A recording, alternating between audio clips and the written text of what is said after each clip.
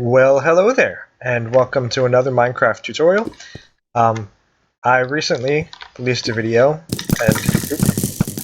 and in it, I mentioned that I'm having a little bit of trouble with my screen recording software, so I'm playing with the settings and trying to get it working again. The last video I released was a short one, but it seemed to be better, although it did cut off the beginning, so I played with some more settings, and this video is mostly to see if the settings are correct now. But in addition, I figured I'd also do a short, small tutorial. So as you just noticed there when I accidentally moved before I was supposed to, this tutorial is for a trap. Now this is a creative mode thing, so it's probably going to be best for custom maps, adventure maps or parkour maps, puzzle maps, whatever. But so the idea is, you see nothing, you see the lava and whatever, but there's no tripwires, there's no pressure plates, there's no buttons, levers, none of that. But if you walk close enough, all of a sudden you come and get hit from both sides with flaming arrows. Now if I wasn't in peaceful mode, that would have hurt a lot, but being in peaceful mode, I regen fast, so I'm okay. And if I am in creative mode, nothing happens. So the key thing here is the player detection. And so that is very simple. Like I said, this is a simple tutorial. The player detection works by using a single command block, in this case a repeating command block, and this runs a test4 command. Now in this case, it's testing for all players that are in a radius of 6. So that's 6 blocks around. And the m equals not 1 here is optional.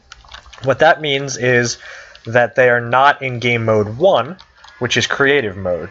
You don't need to do that, but I suggest you do, because if you don't put that in there, then it's going to fire those arrows at you even when you're in creative mode, so while you're building the map, it's still going to be firing at you and it's going to be a pain. So yeah, I suggest you check to see if they are not in creative mode before firing. And so what this will do is every tick it will check to see if there's a player within range. And if there is, then this comparator output will turn on. We run that comparator output through a repeater because the output will be the number of players it found. So if it only finds one player, the strength will only be 1, and that's not strong enough for this. So we run this through a repeater into this block, which then powers this redstone line and runs into the side of the comparator again. And this is in subtract mode, so that creates a clock. So as long as there is a player that is not in game mode 1 within 6 blocks of this command block, it's going to trigger this clock. Now this clock also runs down into this line under here. You'll see I've used slabs so that I can run the redstone line directly underneath. And that leads into this block. And if I can break through here, you'll see I don't think that lava is going to be a problem, so I can leave it like that. That block is right underneath this dispenser, and so the clock will trigger this dispenser repeatedly. And this dispenser is filled with arrows. So that's really how it works. The main thing is that player detection using the test4 command on a repeat block.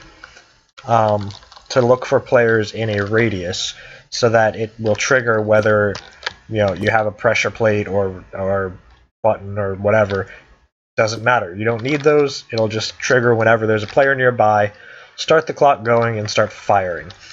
Now the lava, completely optional. You can have it just fire arrows if you want, and because all of this stuff is relatively compact and is behind the dispenser, you could put the dispenser into a wall and cover up all of this and still have it just be a dispenser. The reason I use lava is because when a dispenser fires arrows through lava, or when anyone fires arrows through lava, they become fire arrows, which makes them more dangerous.